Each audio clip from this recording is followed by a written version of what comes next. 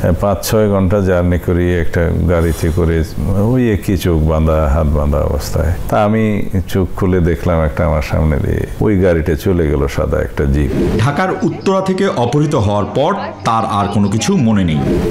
কিছু আইনশৃঙ্খলা বাহিনীর পরিচয়ে সশস্ত্র লোক সাদা পোশাকে আমাকে তুলে নিয়ে যায়, চোখ বেঁধে হাত বেঁধে, এবং এমন একটা জায়গায় রাখে যেটার কক্ষের বর্ণনা আমি তো হবে, যার এক পাশে একটা নালার মতো ছিল, পানির ট্যাপ ছিল, একটা ছিদ্র ছিল যাতে প্রকৃতির ডাকে সাড়া দেওয়া যায়। মেঘালয় আদালতে বিএনপির যুগ্ম মহাসচিব সালাউদ্দিন আহমেদের সর্বোচ্চ 5 বছর কারাদণ্ড হতে পারে। এই মামলাতে সালাউদ্দিন সাহেব তিনি নির্দোষ খালাস পেয়েছিলেন, তাকে কোনো সাজা দেওয়া হয়নি।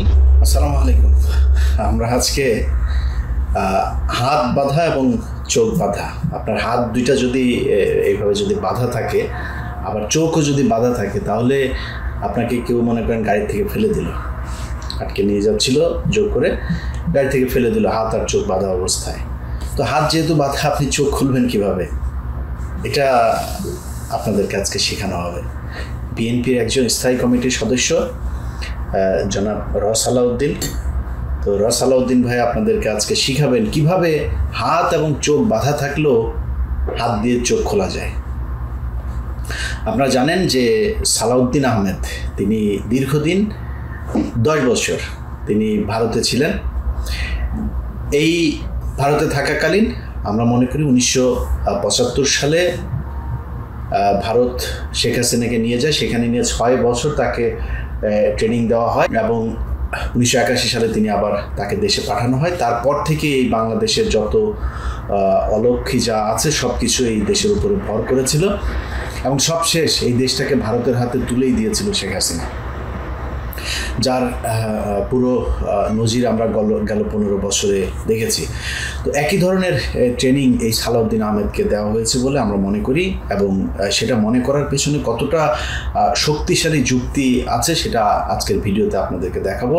একদম সালাউদ্দিন আহমেদের নিজের বক্তব্য, এগুলো আমি খুঁজে তারপর বের করেছি যে সে কত ডাহা মিথ্যা কথা তার এই গুম নিয়ে বলেছেন। সালাউদ্দিন আহমেদ কখনোই গুম হন নাই।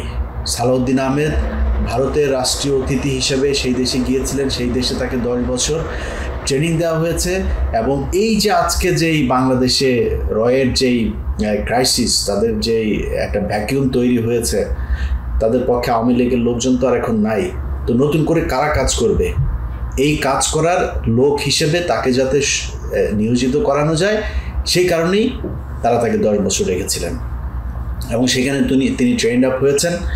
এবং আসার পরে আপনারা নিশ্চয়ই দেখেছেন যে বেয়াদবের মতো ডক্টর মঈন খানকে টপকে তারপরে আপনার মাইক নিয়ে তারপরে তার কথা বলতে হবে। এই কথা তার না, এই কথা তাকে বলতে হবে। কারণ কি?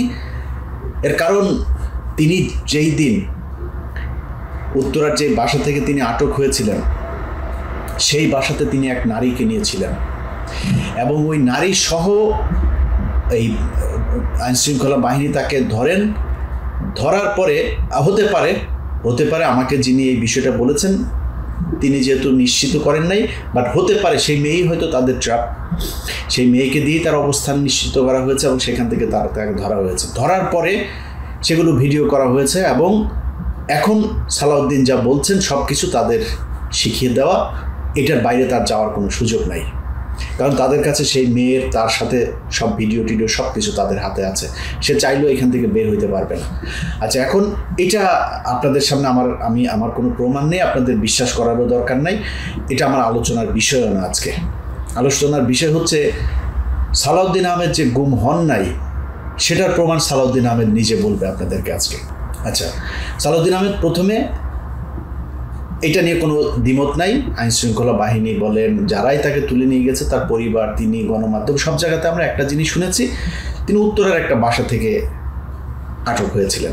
কারা আটক করেছে সালাউদ্দিন আহমেদকে? 12 ঘন্টার জার্নি, তারা কি কোনো কথা বলেছিল আপনার সঙ্গে নিয়ে আসার সময় গাড়িতে করে? এগুলো আমার সব চোখ কান বন্ধ ছিল, আমি জানি না। আচ্ছা, এটা খুবই যৌক্তিক একটা বিষয় যে ওনার যেহেতু চোখ হাত পা সব বাধা ছিল, যে কারণে উনি দেখেন নাই যে কারা তুলে নিয়ে গিয়েছিল, যেহেতু তারা পরিচয় দেন নাই। এবার চলেন আমরা গণমাধ্যম ওই সময় কি বলেছিল। তার পরিবারের বরাত দিয়ে গণমাধ্যমকে জানানো হয়েছিল যে তাকে ডিবি পরিচয় দিয়ে ডিবির লোকজন তুলে নিয়ে গিয়েছে। শুনি আমরা সেই নিউজের ক্লিপটা। 2015 সালের 10ই মার্চ উত্তরার এক আত্মীয়র বাসায় অবস্থান করার সময় ডিবি পরিচয়ে সালাউদ্দিন আহমেদকে তুলে নেয়ার অভিযোগ করেছিলেন তার পরিবার। ওই বছরের মে মাসে ভারতের মেঘালয়ের শ্রীলং থেকে স্থানীয় পুলিশ সালাউদ্দিন আহমেদকে উদ্ধার করে। আচ্ছা, এখন ধরেন সালাউদ্দিন আহমেদ যেদিন ধরা পড়েন, ওই ধরা পড়ার পর থেকে আজকে পর্যন্ত, একদম যখন আপনি ভিডিও দেখছেন ততদিন পর্যন্ত বাংলাদেশের কোনো সংস্থা কিন্তু এখন পর্যন্ত স্বীকার করে নাই যে কারা নিয়ে গিয়েছে। বাট তিনি ভারতে গিয়েছেন, ভারতে তাকে ফেলে দিয়ে আসা হয়েছে শিলংয়ে। সো আমরা, এটা তো খুবই স্বাভাবিক যে ভারতীয় বাহিনী এটার সাথে জড়িত ছিল, কিন্তু বাংলাদেশের কোনো সংস্থা কিন্তু দেখা করেন নাই। তার মানে সালাউদ্দিন আহমেদ, তাকে ধরার আগেই সালাউদ্দিন আহমেদ জানতেন যে তাকে ডিবি পরিচয় ধরা হয়েছে, কারণ সালাউদ্দিন আহমেদকে নিয়ে যাওয়ার পরে তো আর কেউ স্বীকার করে নাই। সো তার পরিবার জানলো কোথেকে? তার মানে তার পরিবার ওই ধরার সময় তারা পরিচয় দিয়েছিল যে আমরা ডিবি থেকে এসেছি। সালাউদ্দিন আহমেদ বলেছেন তিনি, তার চোখ কান খোলা ছিল, বাধা ছিল, তিনি দেখেন নাই কারা ধরে নিয়ে গেছেন। আপনাকে তো বাড়িতে থাকতেই তারা পরিচয় দিয়েছে ডিবি, তিনি সেটা অস্বীকার করেছেন। কেন অস্বীকার করেছেন? আরও কত কিছু অস্বীকার করেছেন সেটা ভিডিওতে দেখবেন। আমরা যারাই আটক করুক এখান থেকে নিয়ে গেল। নিয়ে যাওয়ার পরে কি হয়েছে? সালাউদ্দিন আহমেদকে একটা ভিডিওতে এক সাংবাদিক জিজ্ঞেস করেছিলেন এরপরে কি হলো, সালাউদ্দিন আহমেদ কি বলে শোনেন। ভারতে যাওয়ার বৈধ কোনো কাগজ দেখাতে পারেনি বিএনপির এই নেতা। পুলিশকে জানান ঢাকার উত্তরা থেকে অপহৃত হওয়ার পর তার আর কোনো কিছু মনে নেই। আচ্ছা, উত্তরা থেকে ওনারে ধরলো, এরপরে আর ওনার কিছু মনে নাই।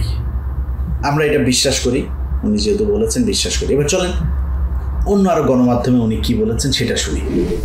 কিছু আইনশৃঙ্খলা বাহিনীর পরিচয়ে সশস্ত্র লোক সাদা পোশাকে আমাকে তুলে নিয়ে যায়, চোখ বেঁধে হাত বেঁধে, এবং এমন একটা জায়গায় রাখে যেটার কক্ষের বর্ণনা আমি তো হবে, যার এক পাশে একটা নালার মতো ছিল, পানির ট্যাপ ছিল, একটা ছিদ্র ছিল যাতে প্রকৃতির ডাকে সাড়া দেওয়া যায়।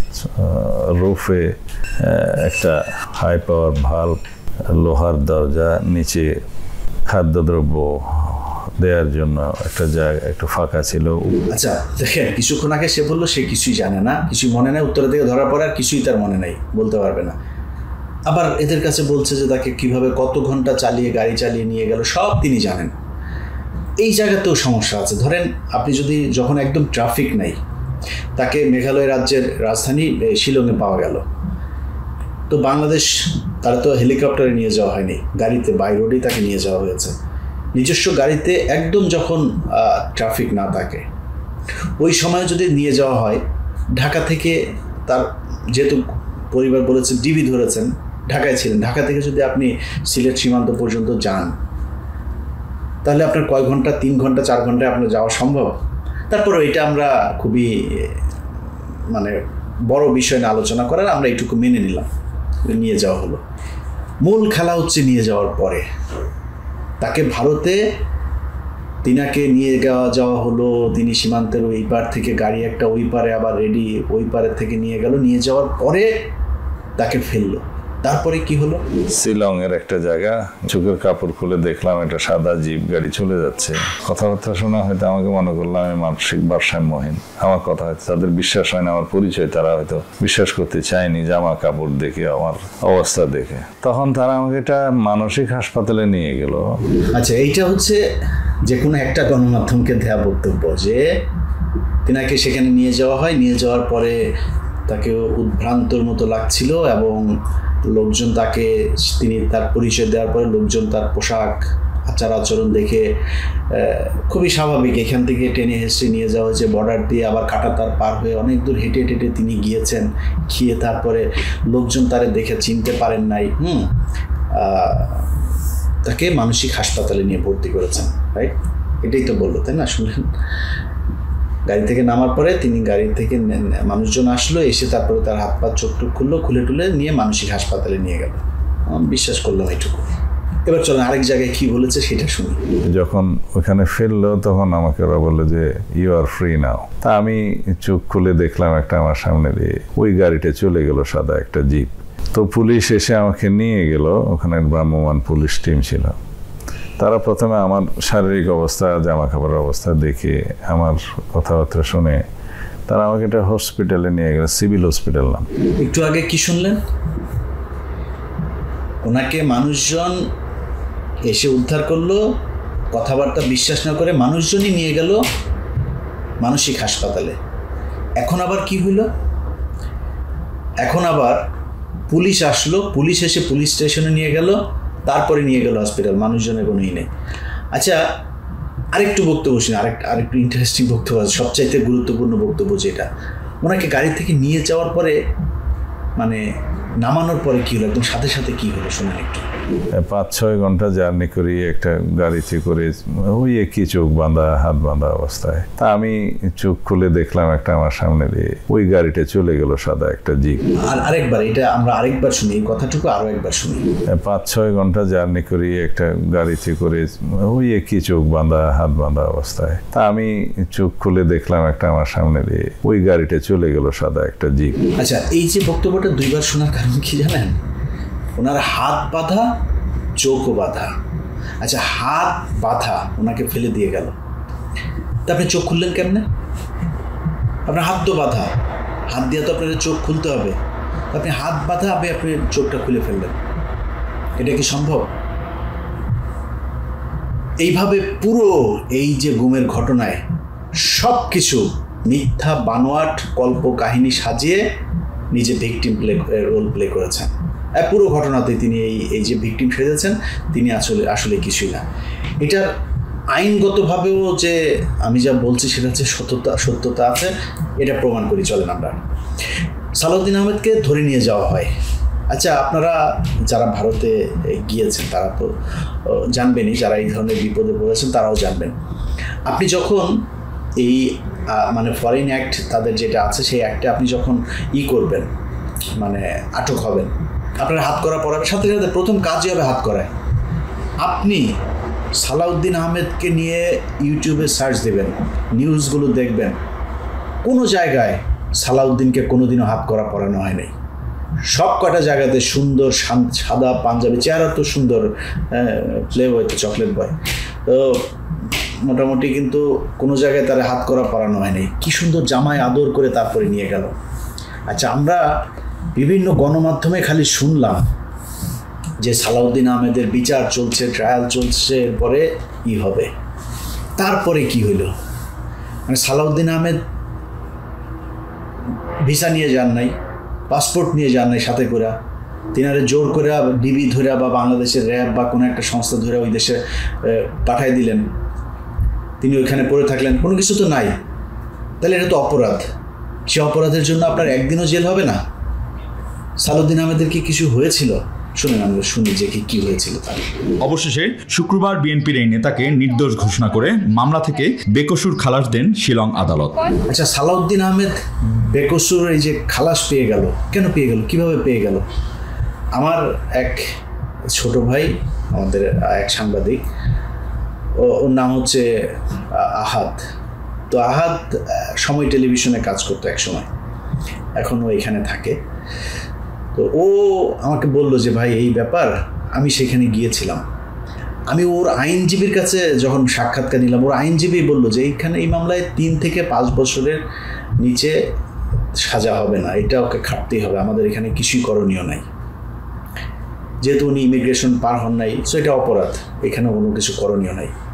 কিন্তু সময় টিভি সেই নিউজটাও আছে, আমরা একটু নিউজটা শুনি। ভারতে অনুপ্রবেশের অভিযোগে ফরেনার্স অ্যাক্ট 1946-এর 14 ধারা অনুযায়ী মেঘালয় আদালতে বিএনপির যুগ্ম মহাসচিব সালাউদ্দিন আহমেদের সর্বোচ্চ 5 বছর কারাদণ্ড হতে পারে। ভারতে অনুপ্রবেশের দায়ে ফরেনার্স অ্যাক্ট 1946-এর 14 ধারা অনুযায়ী সর্বোচ্চ 5 বছরের শাস্তির বিধান রয়েছে বলে জানান রাষ্ট্রপক্ষের কৌঁসুলি। আমি বিং পাবলিক প্রসিকিউটর, আমার আর্গুমেন্ট আমি চাইবো যে 5 বছর ম্যাক্সিমাম। আচ্ছা, এই সংবাদ সংগ্রহ করতে ভারতে গিয়েছিলেন আহাদ, এবং আহাদ সেখানে সালাউদ্দিন সাহেব কোন বাসায় ছিল, সেই বাসার ধরনটাও, সেই বাসাতে গিয়েছিল, সেই বাসায় গিয়ে সেই বাসার পরিবেশ কেমন সেটাও সে দেখে এসছে। আমরা আহাদের কাছ থেকে একটু শুনি যে ঘটনা কি ঘটেছিল। আমার যতটুকু মনে পড়ছে 2016 সালের মার্চের শুরুর দিকে আমি গিয়েছিলাম ভারতের শিলংয়ে সালাউদ্দিন সাহেবের একটা ইন্টারভিউ নিতে এবং তার মামলার কি পর্যায়ে রয়েছে সেই বিষয়ে জানতে। সেখানে গিয়ে টাইমস অফ ইন্ডিয়ায় একজন সাংবাদিক কাজ করেন আমার বন্ধু, তার সহায়তায় সালাউদ্দিন সাহেবের বাড়িতে গেলাম, যে বাড়িতে তিনি থাকেন। সেই বাড়িতে গিয়ে অসাধারণ একটি বাড়ি, যেটা বাংলো বাড়ি। আমি আমেরিকায় আসার আগে এত সুন্দর আমি বাড়ি দেখিনি। সেই বাড়িতে তিনি থাকতেন, কিন্তু সেই বাড়িতে গিয়ে আমি তাকে পাইনি। আমি যতটুকু মনে পড়ছে 12টা বা 1টার দিকে গিয়েছিলাম।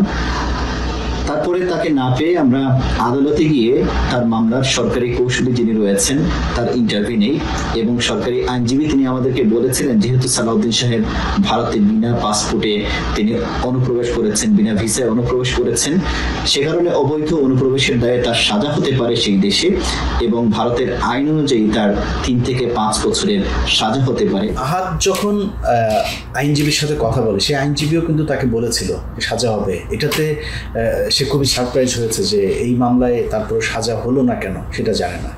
আহাদের কাছ থেকে শুনি আমরা। তারপরে আমরা যেটা দেখলাম, যখন এই মামলার রায় হলো তখন এই মামলাতে সালাউদ্দিন সাহেব তিনি নির্দোষ খালাস পেয়েছিলেন, তাকে কোনো সাজা দেওয়া হয়নি। তারপরে আমরা দেখেছি এটা যখন উচ্চ আদালতে এই মামলা যায়, সেই উচ্চ আদালতেও সালাউদ্দিন সাহেব এই মামলার রায় তার পক্ষে ছিল। এই হচ্ছে অবস্থা। তারপরেও তার কোনো খুশি হয় নাই, আইনজীবী নিজেও জানেন না কেমনে হইল কি হইল। রাজকীয় জায়গায় তিনি থাকতেন, তো তিনার বেকসুর খালাস হয়ে গেল। আচ্ছা, খালাস যখন হইল, খালাস হওয়ার পরে কি হবে? ওই দেশের সরকার তো তারা রাখবে না ওইখানে, তাই না? তারে পাঠাই দেবে এই দেশে, এবং না আসলেও তার কিন্তু সরকার কিন্তু আবার ফের তার বিরুদ্ধে কিন্তু চার্জ আনবে। তিনি বাংলাদেশ সরকারের কাছে ট্রাভেল পাস ছিলেন। ট্রাভেল পাস চাওয়ার পরে তাকে কিন্তু ট্রাভেল পাস দিয়েছিল সরকার, এবং এটারও প্রমাণ আছে, শুনুন। ট্রাভেল পাস হাতে পেয়েছেন বিএনপি নেতা সালাউদ্দিন আহমেদ। গতকাল বিকেলে আসামের গুয়াহাটিতে বাংলাদেশ সহকারী হাই কমিশন কার্যালয় থেকে ট্রাভেল পাস সংগ্রহ করেন তিনি। বাংলাদেশ মিশনের সহকারী হাই কমিশনার রুহুল আমিন জানান, এর ফলে সালাউদ্দিন আহমেদ যে কোনো দিন দেশে ফিরতে পারেন। আচ্ছা, সালাউদ্দিন আহমেদের দেশে ফিরতে কোনো বাধা নাই। ট্রাভেল পাস পেয়েছেন, ট্রাভেল পাস তিনি হাতেও নিয়েছেন। বাংলাদেশের সাংবাদিকরা তার কাছে গিয়েছে, জিজ্ঞেস করেছে যে ভাই দেশে কবে যাবেন। সাংবাদিকদেরকে সে কি বলেছে শুনেন। বন্দি দশা থেকে মুক্ত হয়েও দেশে ফিরতে পারেননি 9 বছর। এই জীবনকে আয়না ঘরের চেয়েও ভয়ঙ্কর বললেন সালাউদ্দিন। আচ্ছা, বাংলাদেশের সাংবাদিকদের কাছে তিনি বলেছেন যে আমি দ্রুত দেশে ফিরতে চাই, আমি দেশে যাওয়ার জন্য উদ্গ্রীব হয়ে আছি, এই সেই নানান কথাবার্তা বলেছেন। ভারতীয় একজন সাংবাদিক, পশ্চিমবঙ্গের যে সময় টিভির প্রতিনিধি, এই ব্যক্তি সম্ভবত, আমি একটা ভিডিও পেয়েছি, তিনি সালাউদ্দিনের সাথে কথা বলেছিলেন। সালাউদ্দিন সাহেব তাকে কি বলেছেন, চলেন আমরা সেইটা একটু শুনি। তিনি বলছেন বাংলাদেশে যাওয়ার আগে বিভিন্ন রাজ্যে কি ঘুরে বেড়াতে চান, একই সঙ্গে তার যে শারীরিক অবস্থার শারীরিক যে চিকিৎসা, সেই চিকিৎসাও তিনি করাতে চান।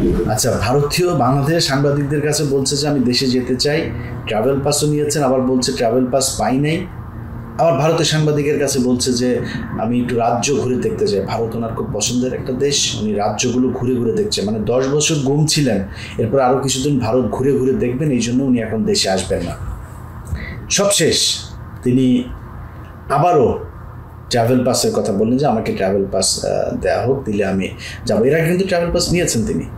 তো ট্রাভেল পাস নিলে সেটার আবার বাধ্যবাধকতা আছে যে সম্ভবত 6 মাসের ভেতরে বোধহয় সেটা দিয়ে যেতে হয়, বা 60 দিন অথবা 90 দিন, এরকম একটা আছে, সময়সীমা আছে। ওই সময়ের মধ্যে আপনাকে ট্রাভেল পাসটা ব্যবহার করতে হবে।